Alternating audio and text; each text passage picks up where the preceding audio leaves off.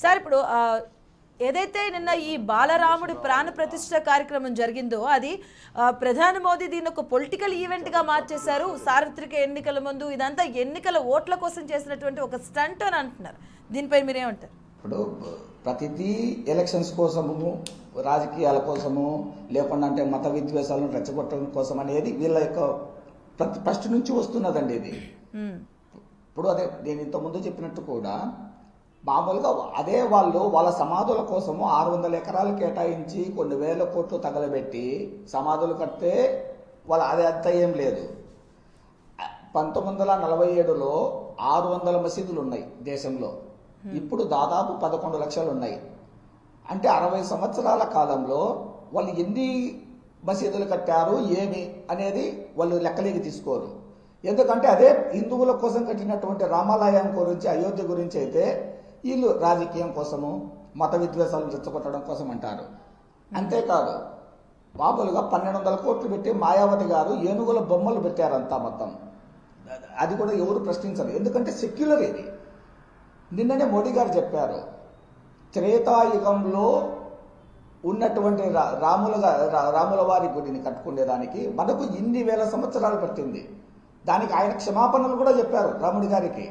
అంటే హిందూ దేశంలో మన రాముడి యొక్క గుడి కట్టుకునేదానికి ఆయనకు ఒక నివాసం ఏర్పరచడానికి మనకి ఇన్ని వేల సంవత్సరాలు పట్టిందంటే మనం ఎంత దౌర్భాగ్య స్థితిలో ఉన్నామో అనేది మనం ఒక్కసారి గమనించాలి. ఇప్పుడు మణిపూర్లో నిన్న రాహుల్ గాంధీ గారు పర్యటన చేస్తుంటే హిందూ సమాజము ర్యాలీగా అన్ని చోట్ల, ఇప్పుడు మణిపూర్లో ఒక చోటే కాదు, భారతదేశంలో ప్రతి గ్రామంలో, ప్రతి పట్టణంలో ర్యాలీలు నిర్వహించారు. అదే ర్యాలీ నిర్వహించేటప్పుడు రాహుల్ గాంధీ గారు పోతాన్నప్పుడు ఆయన కూర్చోబెట్టి రామభజన చేశారు. దానికి మత విద్వేషాలు రెచ్చగొట్టేటట్లు నిన్ననే మన శర్మిల గారు మాట్లాడారు. ఆయన ఏదో అడ్డుకున్నట్లు, అది మోడీ గారు అడ్డుకున్నట్లు. ఏమంటే ఒక్క విషయము, నిన్న ప్రపంచం మొత్తము ఒక వేడుకల, ఒక దీపావళి జరుపుకున్నారు. శ్రీరామనవమి ఎప్పుడు వచ్చే శ్రీరామనవమిని నిన్ననే జరుపుకున్నారు. రాముడి యొక్క విగ్రహాన్ని ప్రతి ఊర్లో కొన్ని లక్షల మంది జనాలు ఊరేగింపుగా తీసుకెళ్లి, ఈరోజు మా రాముడు మళ్ళా ఒక గృహలోకి వచ్చాడు, ఇన్ని రోజులు టెంట్లలో ఉన్నటువంటి మా రాముడు, ఇన్ని రోజులు టెంట్లలో పూజలు అందుకున్నటువంటి మా రాముడు ఒక దివ్యమైన భవనంలో ఉన్నాడు. ఈరోజు ఆయన చిత్తులాసం చూస్తుంటే భారతదేశానికి ఎప్పుడూ లేనంతగా ఒక వైబ్రేషన్ వచ్చినట్లుంది. ప్రపంచ దేశాలలో ప్రతి దేశంలో, ఇంగ్లాండ్ కానీ, అమెరికా కానీ, ఫ్రాన్స్ కానీ, ముస్లిం కంట్రీస్లలో కూడా ర్యాలీలు నిర్వహించారు. కానీ మన భారతదేశంలో మన మధ్యలో ఉన్నటువంటి మన కొంతమంది హిందూ సోదరులు, మిగతా వాళ్ళు, ముఖ్యంగా అయితే కాంగ్రెస్ లాంటి వాళ్ళు దీన్ని సెక్యులర్ అనే భావనతో పెట్టేసి కేవలం బీజేపీ మీద నెడుతున్నారు. ఇది కేవలం కాషాయం వాళ్ళు చేస్తున్న పను, మోకం చేస్తున్న కాదండి. 150 కోట్ల భారతీయ హిందూ సోదరులందరూ మా రాముడు తిరిగొచ్చాడు అనే భావనతో ఉన్నారు. అంతేకాని ఏదో కేవలం రాముడి కోసము ఇదేమండి, రామరాజ్య స్థాపన అంటే కేవలం ఒక కులానికి, ఒక మతానికి సంబంధించింది కాదు. భారతదేశాన్ని సుభిక్షంగా సుపరిపాలన అందించే విధంగా చేయడం. మోడీ గారి అధికారంలోకి వచ్చిన తర్వాత మనం ఎన్నో రంగాలలో అభివృద్ధి చెందాం. భారతదేశము ప్రపంచ దేశాలలో అగ్రగామిగా నిలబడుతోంది. అంటే కేవలం ఇప్పుడు మనం వాళ్ళు చెప్తాన్నట్టు మేము ఇందిరా రాజ్యం స్థాపించుతాము, మేమేదో ఎమర్జెన్సీలు ప్రకటించుతామనేది కాదు. రామరాజ్య స్థాపన అంటే నలుగురికి ఉపయోగపడేటట్లు, నలుగురు అభివృద్ధి చెందేటట్టు, కింది స్థాయి నుంచి పై స్థాయి వరకు మేము వికసిత భారత్ అనే ప్రోగ్రాం పెడుతున్నాము. ఏది కింది స్థాయి నుంచి పై స్థాయి వరకు ప్రతి వ్యక్తి, ప్రతి రంగంలో, ప్రతి చోట అభివృద్ధి చెందాలని. అంతేకాని కేవలం కొంతమందికి మాత్రమే, కొంతమంది రాజకీయ నాయకులు కొన్ని మతాలకు మాత్రమే అందిస్తూ వాళ్ళు మాత్రం అభివృద్ధి చెందేటట్టు అత్యధికంగా ఉన్నటువంటి హిందువుల మనోభావాలను దెబ్బతీస్తున్నారు. ఈ హిందూ మతము, హిందువులు రాముడి దివ్య మందిరాన్ని కడుతుంటే హిందూ ఛాందసవాదం అనేటట్లు పేరు పెడుతున్నారు. ఇది తప్పు. ఇంతకుముందు చెప్పారు మాలకొండయ్య గారు, ఇది కేవలము మోడీ గారు రావడం వల్ల సాధ్యమైంది అని. శివగారు చెప్పారు. ఇప్పుడు తమిళనాడులో ఉంది. తమిళనాడులో ద్రవిడనాదం పెట్టేసి ప్రతి ఒక్క హిందూ దేవాలయం ముందర పెరియార్ ఒక విగ్రహాలు పెట్టేసి హిందూ మతాన్ని స్వీకరించడం తప్పు, హిందూ మతాన్ని ఫాలో కావడం తప్పని పెట్టారు. అంటే భారతదేశంలో హిందువులు ఎక్కువగా ఉన్నటువంటి దేశంలో ఈ విధంగా పెడితే దాన్ని తీసేయమనడం కూడా తప్పు అనే విధంగా వాదించడం అనేది చాలా తప్పండి. అది హిందువుల మనోభావాలు దెబ్బతినకుండా, ఇప్పుడు వేరే మతాన్ని కించపరచమని చెప్పదు హిందూ దేశం. ఏ రోజు హిందువులు ఇన్ని రోజులు సామరస్యంగా ఎవరికి ఇబ్బంది కలగకుండా ఉన్నారంటే హిందువుల యొక్క గొప్పతనం. మన రాముడు, మన కృష్ణుడు మనకి ఇచ్చినటువంటి ఈ విధమైనటువంటి పద్ధతి అలవాట్లు, మన సంస్కృతి, మన ధర్మం. రాముడు అనేవాడు సర్వాంతర్యామి అండి మనకు. వీళ్ళు కేవలము రాముడిని పక్కన పెట్టేసి రామ మందిరాన్ని నిర్మించినంత మాత్రాన మొత్తం అంతా అయిపోతుంది. ఇది కేవలం బీజేపీ కాదండి. హిందువులు అనేవాళ్ళు ఒక్క బీజేపీలోనే ఉండరు, కాంగ్రెస్ లో ఉంటారు, వైసీపీలో ఉంటారు, టీడీపీలో ఉంటారు, కమ్యూనిస్టులలో ఉంటారు, అన్ని చోట్ల ఉంటారు. కమ్యూనిస్టులు నమ్మకపోవచ్చులేండి, కానీ అక్కడ ఉన్నటువంటి హిందువులకు కూడా రాముడు వస్తాడు కదండి. కేవలం హిందువులు మాత్రము, హిందువులు అంటే బీజేపీ, అది వాళ్ళు అనుకుంటే మాకు కూడా కొంతవరకు ప్లస్ అది. హిందువులు అంటే హిందువుల యొక్క వాళ్ళను మేము భుజాన్ని వేసుకొని పోతున్నాము. ఎందుకంటే హిందువులను భుజాన్ని వేసుకొని హిందువుల కోసం పోరాడే వాళ్ళు ఎవరైనా ఉన్నారంటే బీజేపీనే. అది కేవలం నరేంద్ర మోడీ గారు ఈ రోజు వచ్చి ఆయన పరిపాలిస్తున్నాడు కాబట్టి మనకు అయోధ్య భవ్యమైన నిర్మాణం జరిగింది. ఆ రోజు అద్వానీ గారు, మురళీ మనోహర్ జోషి గారు, నరేంద్ర మోడీ గారు అందరూ కలిసి రథయాత్ర చేసి హిందువులలో ఐక్యత తీసుకుని వచ్చి ఇంత చేసినారు కాబట్టి 550 సంవత్సరాల కళ నేటితో నెరవేరింది.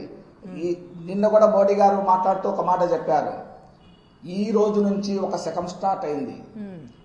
ఈ శకం ఎటువంటిదంటే ప్రపంచ దేశాలలో భారతదేశము అగ్రగామిగా నిలిచేటువంటి దేశం. దేశంలో ప్రతి చోట ఒక వైబ్రేషన్ నిలబడింది. హిందూ సోదరులందరూ ఏకమైనారు. అంటే ఏకమంటే పక్కన మతాలను కొట్టడం ఒకటో కాదండి, హిందూ మతం యొక్క గొప్పతనం తెలుసుకుంటున్నారు చాలా మంది.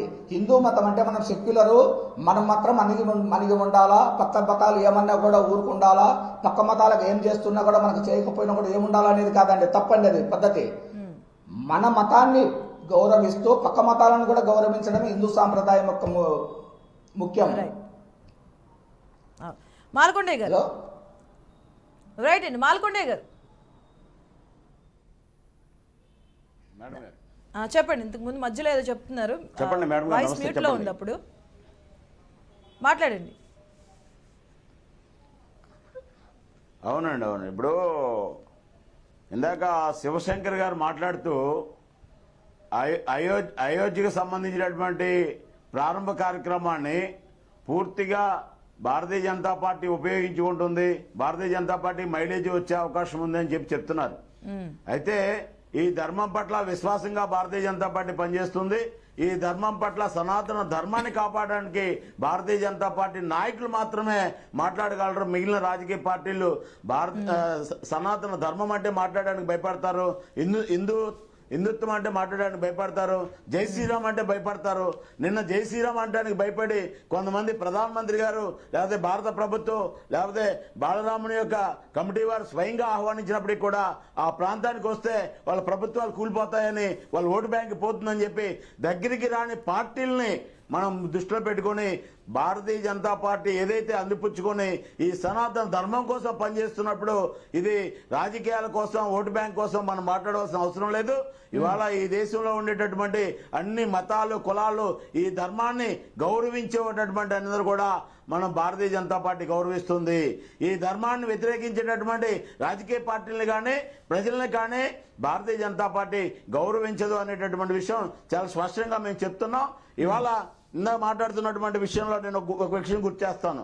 ఇవాళ భారతదేశంలో ఈ ధర్మాన్ని గౌరవించే ముస్లింలు ఒకటే చెప్తున్నారు, మేము బాబరీ వారసులం కాదు, మేము పాకిస్తాన్ వారసులం కాదు, మేము బంగ్లాదేశ్ వారసులం కాదు, ఈ దేశంలో పుట్టాం, ఈ ధర్మంలో పుట్టాం, ఈ ధర్మంతో కలిసి ఉంటామని చెప్పి ఒక రాముల వారి జెండాలు పట్టుకొని, కాషాయ జెండాలు పట్టుకొని జై శ్రీరామ్ అంటూ యాత్రలు చేశారు, స్వాగతం పలికారు, అయోధ్య వచ్చారు. వారు భారతీయ సనాతన ధర్మంలో మనతో కలిసి పనిచేసేటటువంటి గౌరవం. ఇప్పుడే మీరు విధిబలలో చూపించారు, ఒక చర్చి మీద మన యొక్క రాముల వారి యొక్క జెండా కడుతున్నారు. అది మన యొక్క భారతదేశంలో క్రైస్తవుల యొక్క సంప్రదాయం, వారిని మనం గౌరవిస్తాం. ఆ విధంగా కాకోకుండా ఇవాళ కొన్ని రాజకీయ పార్టీలు హిందూ ధర్మం అంటే వ్యతిరేకిస్తాం, రామాలయాన్ని వ్యతిరేకిస్తాం, రాముడి పేరు చెప్తే మాకు భయం అనేటటువంటి వాళ్ళు ఎవరు కూడా ఈ దేశంలో ఉన్నప్పటికీ కూడా లేనట్టుగా భావిస్తుంది భారతీయ జనతా పార్టీ. ఈ ధర్మాన్ని కట్టుబడి పనిచేస్తున్నాం. అదేవిధంగా ఇవాళ మనం చూసినట్లయితే ఇందాక మనం ఒక విషయం గమనించాలి. కరసేవకుల యొక్క కృషి, కరసేవకుల యొక్క ప్రాణ త్యాగం, కరసేవకుల యొక్క కుటుంబ సభ్యుల యొక్క పాదాభివందనాలు తెలియజేసేటటువంటి సందర్భం ఇవాళ. ఆ రోజు అద్వానీ గారు యాత్ర ప్రారంభించడం, కళ్యాణ్ సింగ్ గారి కార్యక్రమాన్ని ఉత్తరప్రదేశ్లో కరసేవకులకి వారు ఇచ్చిన సహకారం, కరసేవకులు లక్షల మంది చనిపోయినప్పటికి కూడా హిందుత్వం వెనకాడలేదు, హిందూ సమాజం వెనకాడలేదు. రామ మందిరం నిర్మాణం చేయాలనే తపనతోటి చాలా మంది వారి యొక్క సంప్రదాయాలు టోపీలు పక్కన పెట్టి మళ్ళీ రామాలయం ప్రారంభమైనప్పుడు మేము టోపీలు పెట్టుకుంటామని చెప్పి ఈ మధ్య నిన్న మొన్న మన టీవీలో చూస్తాం. మా సంప్రదాయం పెట్టుకున్నారు.